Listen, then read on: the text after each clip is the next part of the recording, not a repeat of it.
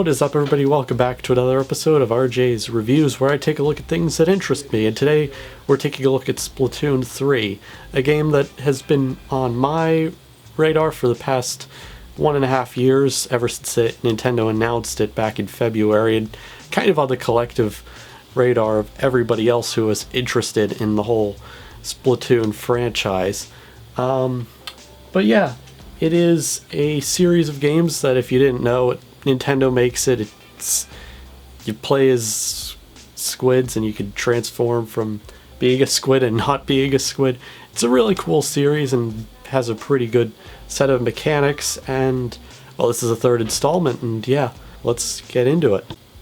Now this review is being filmed a day after it has come out, so a lot of it might change in the next while. And also, this is probably going to be a very long review because I'm going to be kind of going a little in depth and talking about everything that the game has to offer at this time.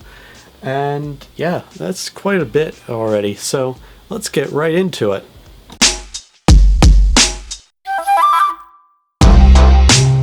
Alright, so the first thing we gotta talk about is the character customization and the tutorial area. And this was the first things that Nintendo revealed about the game. In fact, it was the first thing that Nintendo revealed about the game. And yeah, they did pretty good on that. So they've added newer hairstyles. They've added more pants options that they actually have to make the list scroll. Unfortunately, that's still an area where you can't really go into any of the shops in game and get it, but you know, that is what it is. And there are more eye color options now. And yeah, they've done some pretty huge improvements. Also, they don't really assign genders to anything anymore, so it's all just stock style. So yeah, pretty interesting. As for the tutorial that comes after it, it's pretty basic. You know, it tells you how to move, how to shoot ink, how to hide in your own ink, and even some of the new features like the squid charge, where you could go up walls a little faster, even though that's a little messed. But otherwise, yeah, it's perfectly good. It has a really nice transition into everything. You know, there's the scene where you get on the train and get into Splatsville, and you know, it fuels the excitement for the game. And yeah.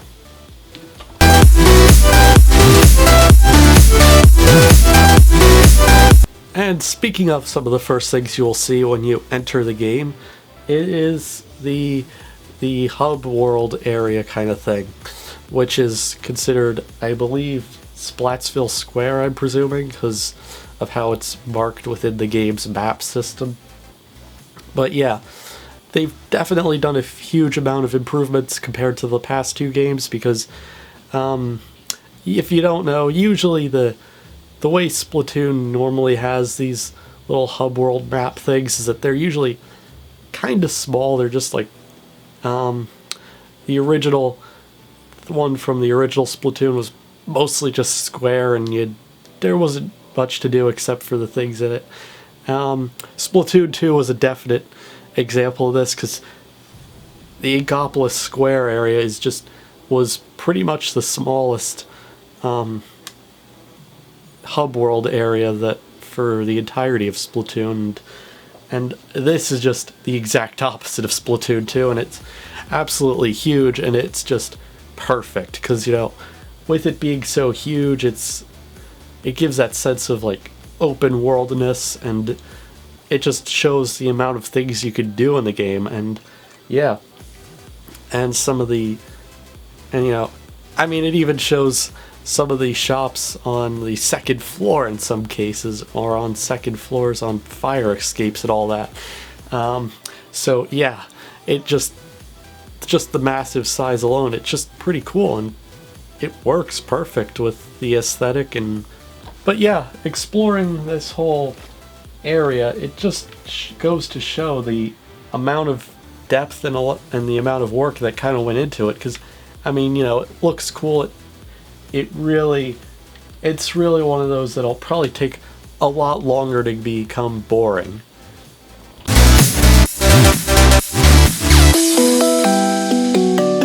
Alright, so on to the next thing that you'll probably see when you boot into the game is the stage rotations announcement show thing that they do. And yeah, it's definitely seen a lot of huge improvements, namely in the fact that you can now basically skip it and have it showing off to the corner instead of making it where you have to watch it in order to continue on with the game like in previous versions of it. So yeah, it's actually a pretty good system in place, and the cool thing is that because like every Splatoon game, they always have a little area where you can go and watch the idols doing their thing. It's a little weird, but it works, I guess. But yeah, they made it so it actually replicates what they're doing if you actually watched the show, and it's absolutely nice looking. Nice little attention to detail Nintendo did there. But yeah, they did pretty good with that. As for the new idols, we've got 3 new idols, being Shiver, Fry, and Big Man. Big Man is, of course, probably a bit of an outlier because it's a manta ray in this case, and it's a bit of a colorful cast. And, you know, that's been added, and it works out perfect. And yeah, Nintendo really did good on this one.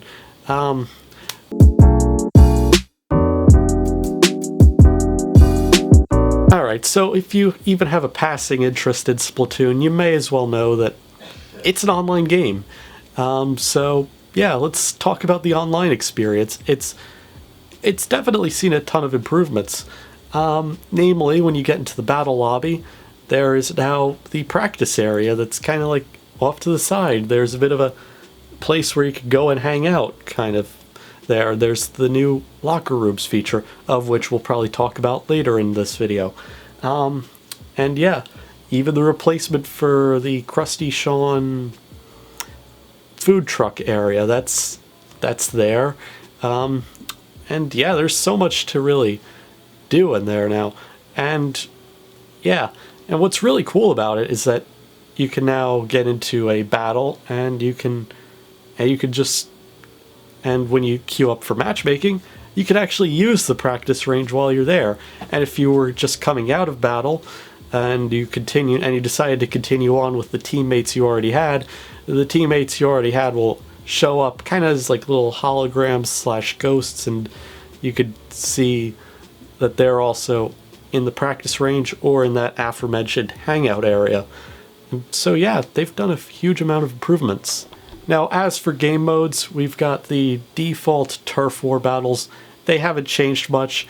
At most, biggest change I've really seen is that if you kill everybody else on the opposite team, they do give a bit of a wipeout notice, but it's like it's like a little piece of text, and it's really insignificant and doesn't add much to the game, really. And it does publicize the number of times you got splatted, and the number of times you got killed at the end of the match as part of the results section. So it doesn't change much, really, but it's just another metric that exists. I tend not to get hyper focused on these things, and it works, I guess. But yeah, otherwise the modes that have seen huge changes would be the ranked battles, which are no longer called ranked battles, because if you know anything about 3 or anything about the history of Splatoon or Splatoon 3, you'd probably know that that Splatoon 3, they wanted to go for more of an anarchist theme, so they decided to rename it to Anarchy Battles, and they've done a few revamps to it to also kind of justify this a little bit. Namely the fact that you now no longer have to deal with the annoying meter, as I called it in 2, where if you lost a match or lost every other match, or if you lost 2 matches, you get a nice shiny crack on the meter, and if you had 4 of these cracks on the meter, and you'd lose what rank you're at. This is not a thing in Splatoon 3. They've actually done something good about that, and they've changed it to where it goes down a bit and up if you win, down a bit if you lose, which is kind of what I prefer anyways. I never really took too kindly to the whole crack system in, the crack in the meter system. So yeah, it is a bit of a welcome change, I'd say. And yeah, they've got two versions of that, of the Anarchy battles. You've got your open, where you have one match, and if you win, you get 8 points. If you lose 2 points, and so it's not too significant of a punishment for losing. And I guess it changes depending on what rank you get up to, but yeah. And then there's also series battles, which I believe were there to be a replacement of league battles that 1 and 2 had. And yeah, these series battles are a set of 5 battles that you can do, where you have like three lives really, and you can do as many battles as you want, and if you win 5, you win the entire series, and if you lose out on the amount of lives you've got, and you probably make 3 or 4 victories, it'll count those, and it'll give you as many, and it'll give you a huge amount of points, depending on, especially on what kind of badges you get at the end of the game. So yeah, there's definitely a bit more of a opportunity to get more points there than there is with doing an open battle. So yeah, it's definitely seen a lot of changes in that regard, and I've really taken a liking to that stuff.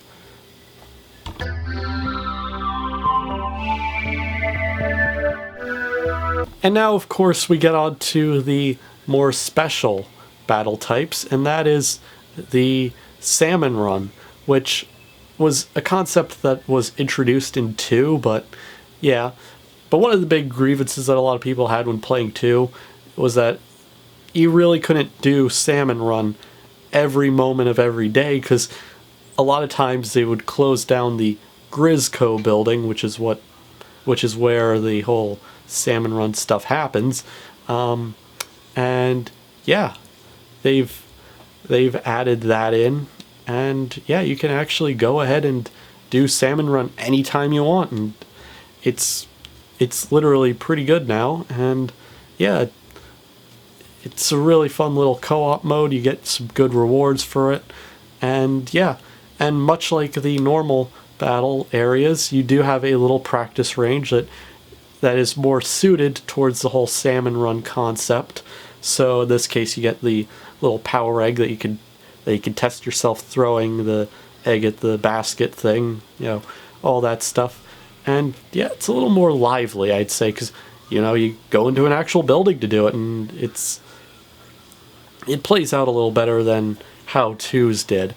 Eventually, there's an event where there's going to be the big run, which hasn't happened yet, obviously, but yeah, it happens I believe every month or 2, so definitely something to keep your eyes peeled for, and it's pretty interesting.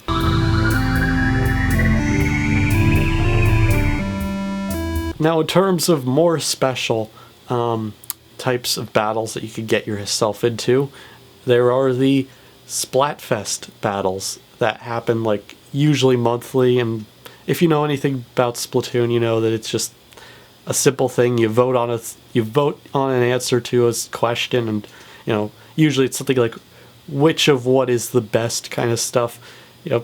Simple stuff like that, and yeah, you get into basically turf war battles to effectively justify your answer. And yeah, and of course, now that there are 3 idols to choose from, there are now 3 possible answers in every Splatfest. So it has opened up the grounds for some pretty interesting stuff.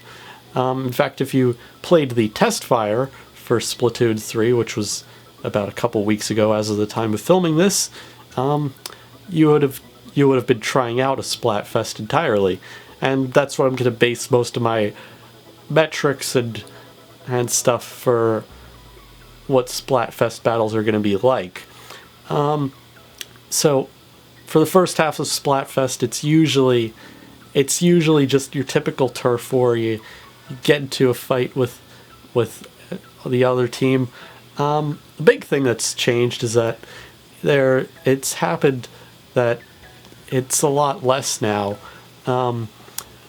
But yeah, because there are now 3 teams to pick from, you now no longer will have to deal with the pains of dealing with going into a turf war against your own team, which happened quite a lot in Splatoon 2 and 1. And it would just be like a normal turf war, and there wasn't really that many stakes. Sometimes they'd make it a 10x battle, and it would just be, no matter who won or lost, you'd be winning for your team anyways. Alright, so of the things that make Splatfest more unique this time, other than the fact that there are now 3 teams, is the tricolor turf wars, which happen usually after half of the Splatfest has gone down. So in the case of the test fire this time around, it was about 6 hours, but in this case it's gonna be like at the end of the first day of the Splatfest starting. So yeah, it's definitely something to kind of deal with. But yeah, what'll happen is that the idols will announce the results for who's winning this first half or who won the first half, and and they'll open up the tricolor turf battles, and there's a lot to talk about there. It's, from what we've gotten from the test fire, it's not the greatest at this point.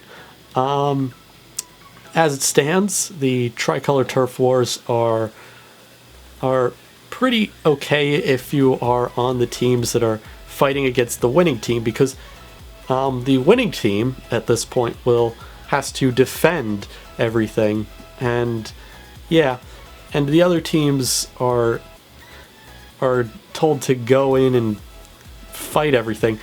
The concept works great on paper, but it definitely did a lot of things in person. Namely, I was on Team Scissors during the test fire, which was just absolute hell for me, because as it stood, when we were starting out and getting through that first half, we were doing perfect, and we were getting wins every way, shape, and form, and everywhere. But then when we got to that other half, it just went down the drain because, well, Tricolor Turf War happened, and the only stage that was open to Tricolor Turf War was not really that great at it, and there wasn't too many variety of stages in that regard.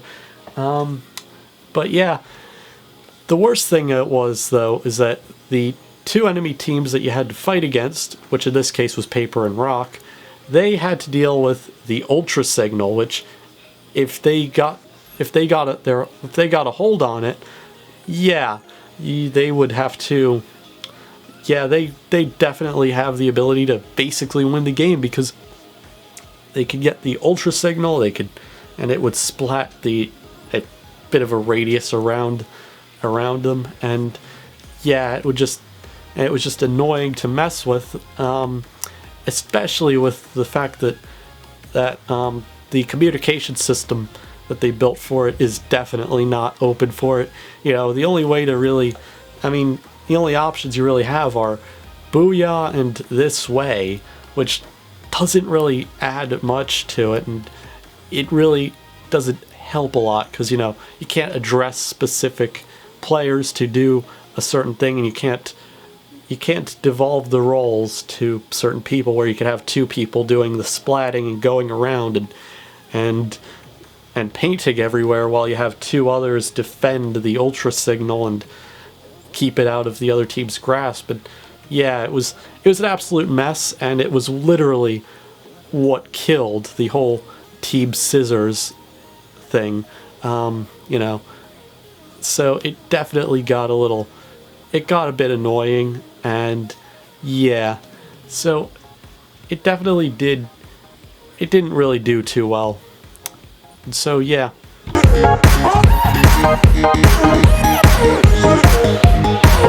Now, if you know anything about Splatoon, you know that there is a bit of a local multiplayer system called the Shoal, where you can just get in and it kind of plays out like the average lobby. It's separated a bit from the normal lobby, but it's designed for doing things over land, so it's all on your own stuff. And I didn't really manage to test it out, but I did see inside the new area. It does have its own practice area, much like everywhere else.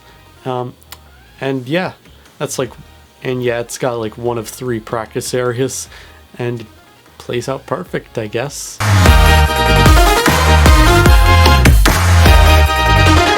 Alright, so now that we're done talking about the online modes, let's talk about the minigames. And yeah, there's only really one, and that is Tableturf Battle. As it stands, it's a pretty good concept, actually, and it was executed pretty well. It's a card game, you know.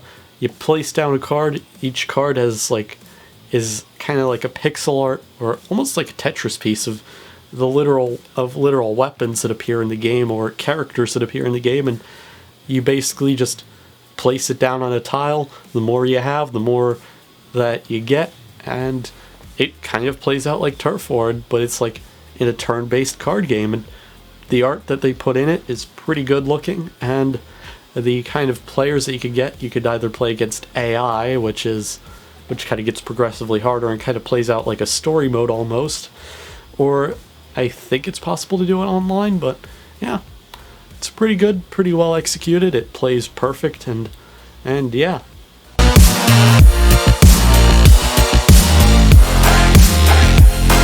Alright, so now on to something that's very important, and that is the shops, of which there are like 5 shops in existence currently. 6 if you count the little food court area thing.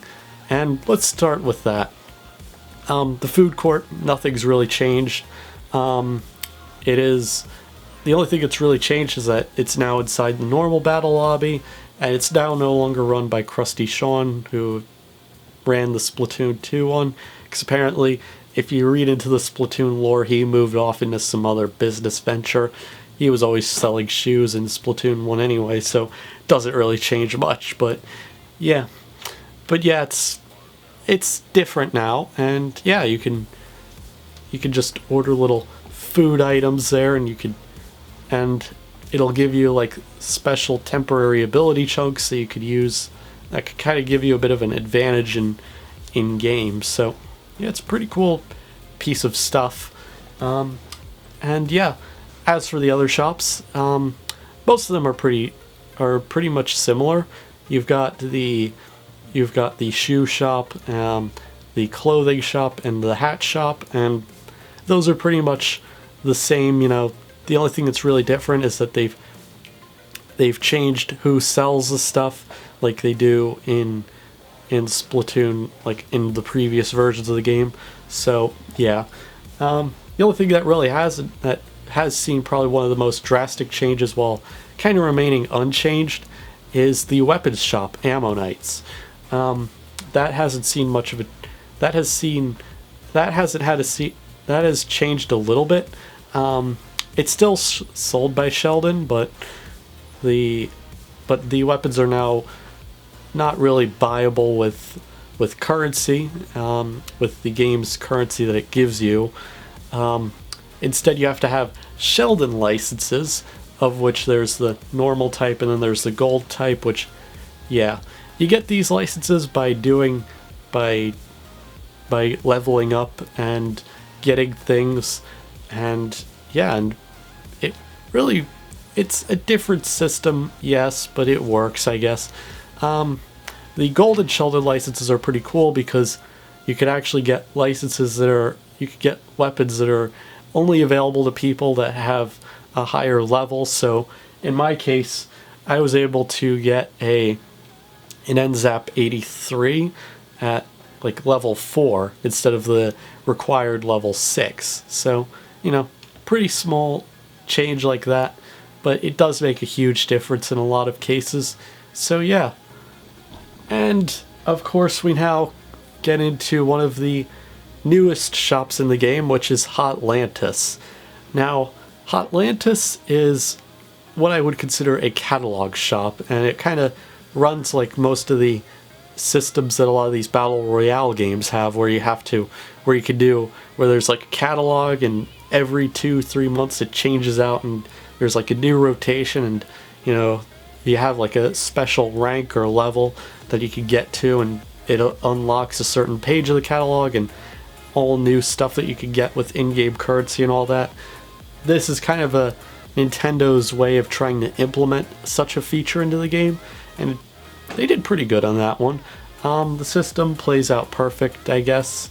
Most of the stuff they sell there is just there to be stuff and knickknacks that you can put into, that could go in your lockers, into the locker rooms. So, if you want to do that, it's perfect, I guess, for all that stuff. And yeah, it works out perfectly. And yeah, they did pretty good on that one.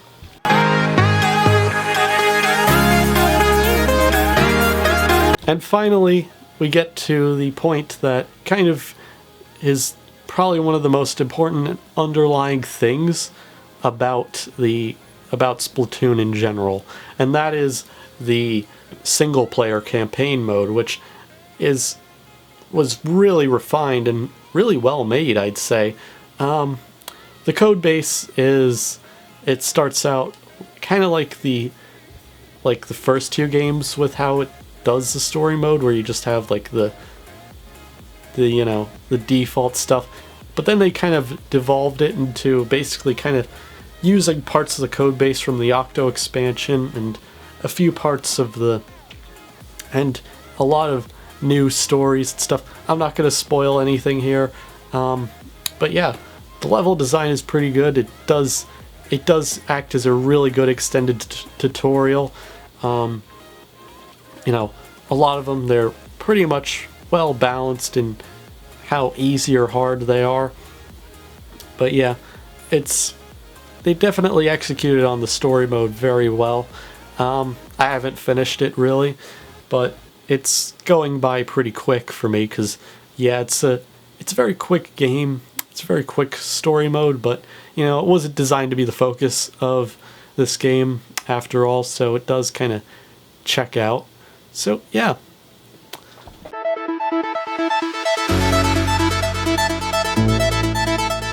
And finally, there is the mobile app integration.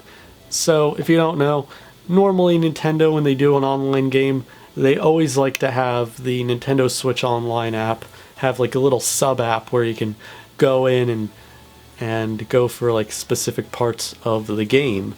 Namely, the fact that there is a mobile app for Splatoon 3, and it actually is a pretty good feature. It lets you kind of see things. It lets you download previews and all that, and yeah.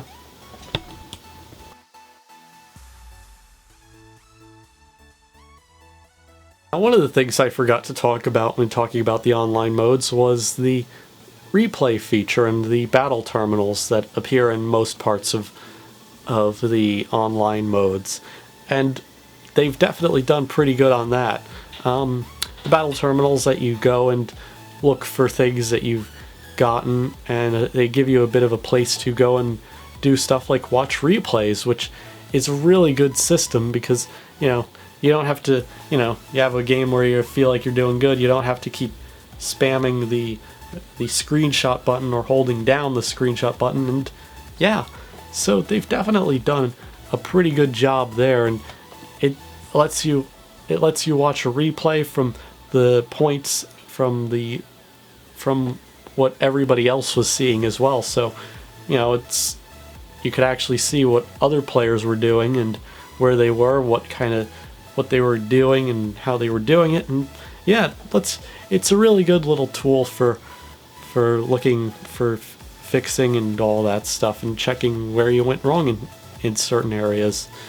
Yeah, I quite like how they pulled it off. And if you really like how you did on a certain battle, you can actually have it uploaded, And much like Game Builder Garage, you can actually upload it, you can have it downloaded, and through the mobile integration thing that they have, you can literally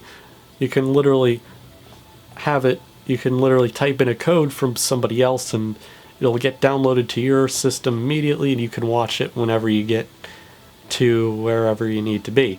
So yeah, it works perfect, and yeah, it's definitely a good feature that they've added there.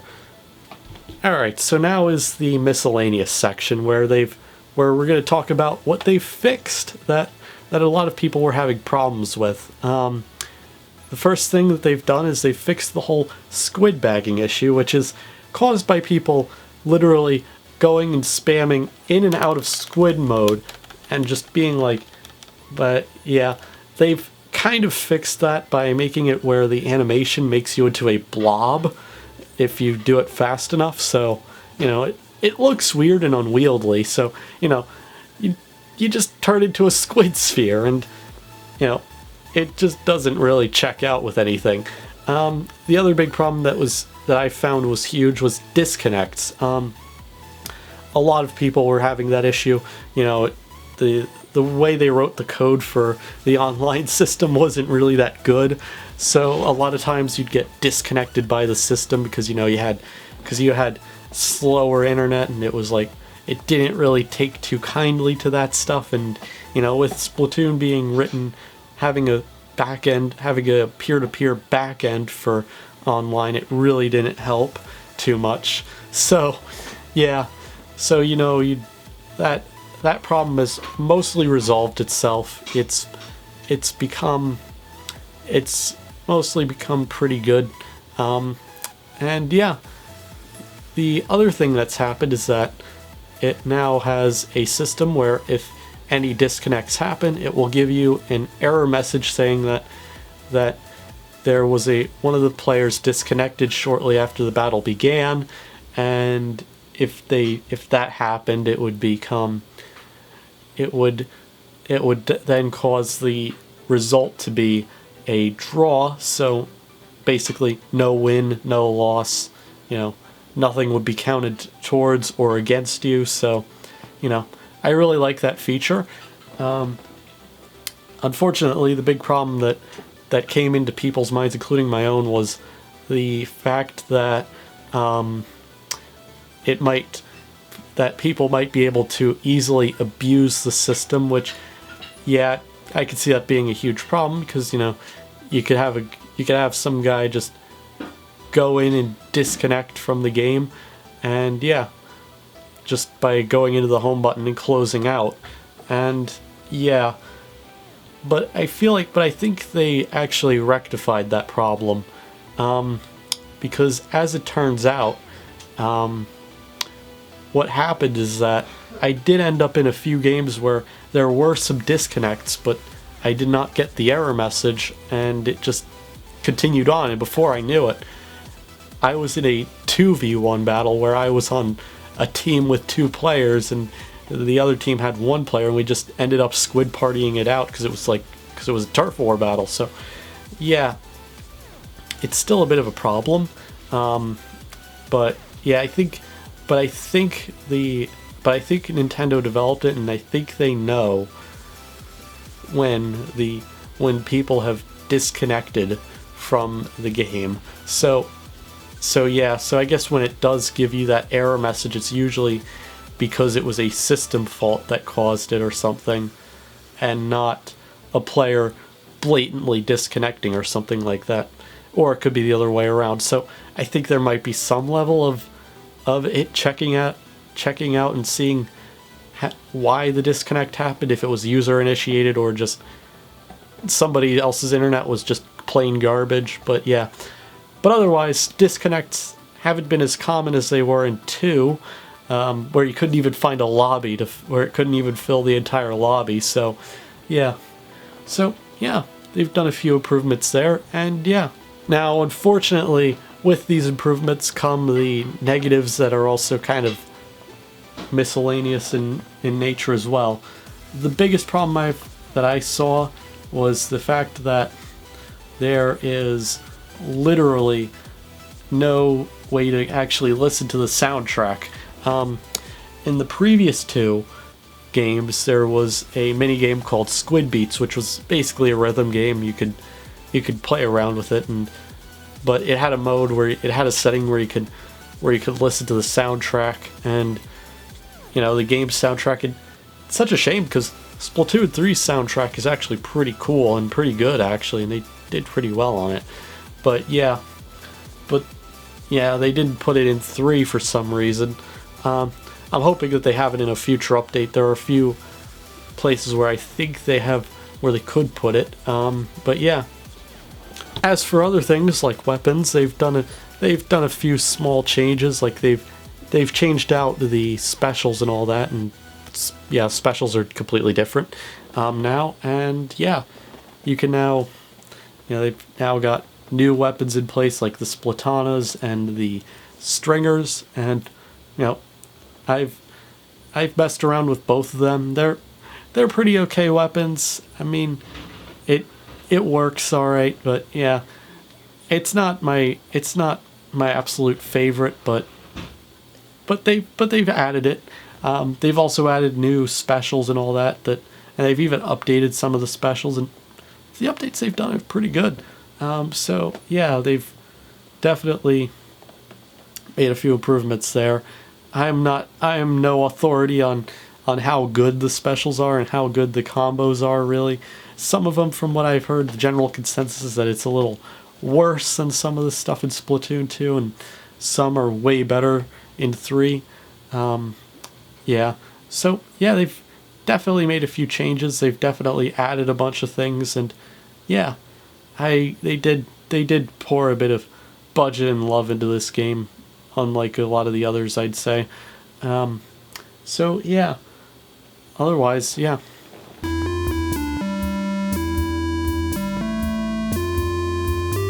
But that's mostly it for Splatoon 3 at this present time. There are a few updates that they're making, like the large-scale paid DLC, which will probably be coming out in like maybe a year or so. I'm not too certain when, but it'll probably be a completely different thing. And much like the Octo expansion of Splatoon 2, it's going to be completely different. Future updates, so it looks like they're going to be bringing in some more old maps. Like I think they're bringing in Moray Towers as one of the things they've been thinking of, and a lot of the stuff from previous instances of the game. So yeah, that's definitely an update to watch out for. And yeah, they've done a pretty good job with this one for what they know and they don't know and all that. And so yeah, as for a review, I'm probably going to give this a good 9.5 out of 10. They've made some pretty good changes, but some of them, they could do better. But yeah, but for the most part, pretty good. I quite like it. It's probably one of my favorite entries into the Splatoon market yet. Yeah, so I'm pretty excited to see what happens in the future for this game, and yeah, that's it. But with that being said, that's going to be it for today's video. If you like what you saw, please leave a like and subscribe. I'm going to be doing a few more things about the Splatoon series and all that. I'm probably gonna do a bit of videos about that. If you like Game Builder Garage content, I do that as well on this channel. I am currently in the process of finishing up a project there, and yeah, so that's gonna be it for today's video, and bye.